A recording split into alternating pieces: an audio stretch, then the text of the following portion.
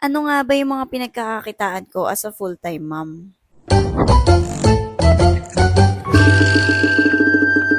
Good morning everyone! So ayan, bumangon na nga rin ako agad para ma-prepare ko naman yung food ni Ali. Every morning nga, struggle talaga yung pagbangon kaya ayan, medyo tulala pa talaga ako.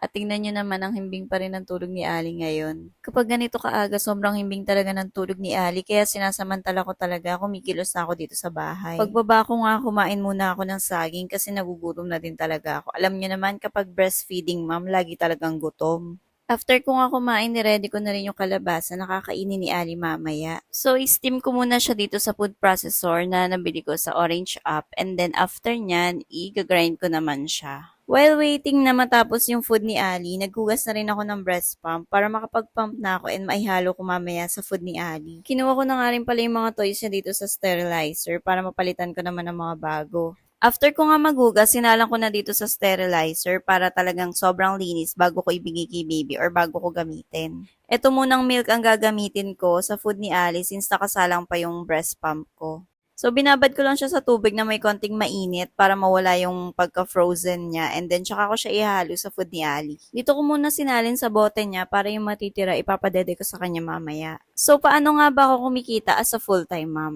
First na isi-share ko sa inyo is yung Ecomobi app. Merong 5 services na ino-offer ang Ecomobi. First is the affiliate, second is virtual gift, third is digital product, fourth is booking profile, and last is the Pasha page. For the affiliate, ito yung kukuha ka ng link sa Orange app or Blue app and then i-generate mo yung link sa mismong app ni Ecomobi.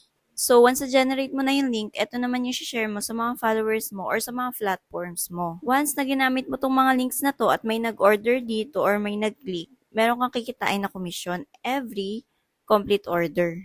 Virtual gift naman, ito yung mga nagbibigay sa'yo ng gift. It's either audience mo or fans mo. Sa digital products naman, dito mo pwedeng ibenta yung mga online courses, ebooks, guidelines, and templates. And booking campaign naman, ito yung meron kang kailangang i-meet na requirements as an influencer or brand deals and then babayaran ka nila. So sa booking profile, meron silang different rates. Depende sa dami ng followers mo, depende rin sa platform na meron ka. Sa Pasha page naman, dito mo pwedeng customize yung mga links or mga products na na-generate mo yung link dito sa Ecomobi. And then, meron ka din pwedeng magamit ng mga templates para mas mapaganda mo pa yung profile mo. So, ano ba ang difference ng Ecomobi Affiliate Campaign and Ecomobi Booking Campaign? Sa Affiliate Campaign, ito yung magkakaroon ka ng commission in every completed orders. Sa Booking Campaign naman, meron kang kailangang i-meet na requirements or objectives or particular campaigns and then magpa-publish ka ng content and makaka-receive ka ng cash bonus after ma-confirm ng Ecomobi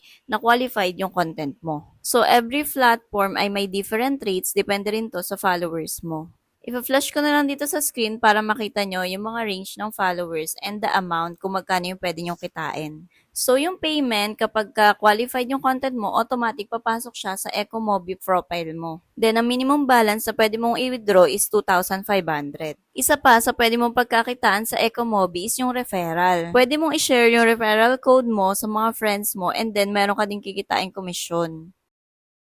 Pwede ka rin sumali sa monthly brand campaigns at pwede ka makakuha ng bonus and gifts. Next naman na i-share ko sa inyo is brand collaboration. Sa brand collaboration, meron dalawang category which is the paid collaboration and the X-Deal collaboration. For X-Deal collaboration, binibigyan nila ako ng mga free products in exchange sa pagpapromote ko ng mga products nila sa social media accounts ko.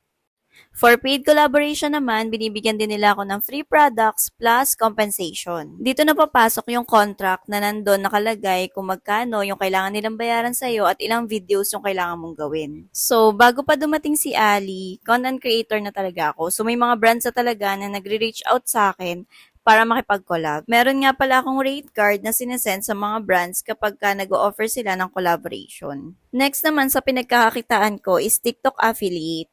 Ako, based on my experience as a TikTok affiliate, totoo talaga na may kita sa TikTok. Yung TikTok affiliate nga pala is magpo-post ka ng video and then ilalagay mo yung link ng product na pinopromote mo. At alam nyo ba na may mga brands na mataas magbigay ng komisyon tapos babayaran ka pa nila as paid collaboration? Babayaran nila yung per video ko and then bibigyan pa nila ako ng mataas na komisyon sa TikTok. As a TikTok affiliate nga pala, kailangan alam mo yung product na mabenta sa'yo. So, next time, magbibigay ako ng tips about TikTok affiliate. Also nga pala, sa TikTok affiliate, napapansin ko na the more na sinisipagan ko, the more na mas lumalaki yung komisyon na nakukuha ko.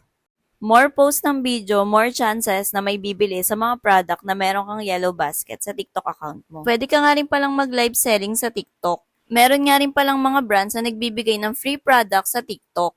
Ang tawag naman doon is free sample. So, magre-request ka ng product sa isang brand and then for approval nila yon. Once na-approve nila yung free sample mo, ipapadala nila yun sa'yo and then kailangan mo siyang gawa ng video within 12 days. Ang maganda pa dito, meron ka ng free products plus pwede ka pang kumita ng komisyon kapag may bumili dun sa video mo or sa yellow basket mo. Lastly, isa sa pinagkakakitaan ko is the Facebook ads. I-familiar kayo sa Facebook ads, ito yung mag-upload ka ng video and then magkakaroon ng ads yung mga videos mo and then pwede kang kumita. Kaya kung mapapansin nyo, napapadalas talaga yung pag-upload ko ng videos dito sa Facebook account ko since meron na nga akong ads at kumikita na rin ako dito. Kaya ayun, the more sipag, the more chances nakikita tayo. Sa Facebook ads, minimum ng 3 minutes pataas para mas maraming ads yung pumasok sa video mo. And then, yung mga TikTok videos ko, ina-upload ko naman sa Reels para makuha ko naman yung ads on Reels.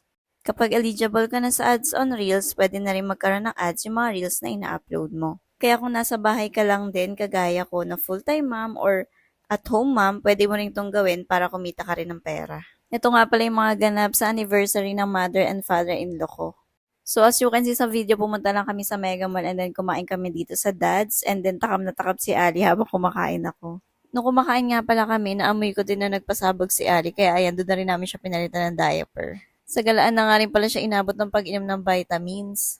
Pati paghigop ng sipon, dito na rin namin ginawa. Ilang araw na kasing sinisipon si Ali, siguro dahil pa bago-bago yung panahon. Minsan mainit, minsan malamig. Inaantok na nga pala siya dito, kaya ayan, hinele-hele ko na siya. Kaya lang, hindi rin naman siya makatulog kasi kinakausap niya yung mga ilaw. Ganon din ba yung mga babies nyo? Laging nakatingin sa ilaw tapos parang kinakausap niya. Nakakatuwa nga rin pala kasi pumuputi na si Ari. Halos magkasing kulay na kami ngayon. Unlike nung pinanganak ko siya na sobrang itim niya talaga. Ngayon tingnan nyo naman ang light na ng skin tone niya. By the way, 8.1 kilos na nga pala si Ali. Kaya kung makikita nyo, mukhang bigat na talaga ako habang buhat-buhat ko siya. Natatawa na nga pala ako nito kasi tingnan nyo naman yung mukha ni Ari. Naghahanap na siya ng milk kapag gumaganyan siya. Tapos may kasama pa yung panggigigil. So, ayun lang. Pauwi na rin kami nito. And sana nakatulong tong video na to lalo na sa mga full-time mom kagaya ko or stay-at-home mom. Na kahit nasa bahay tayo, pwedeng-pwede pa rin tayong kumita para sa future ni baby. So, yun lang. Thank you for watching. See you on our next vlog. Bye!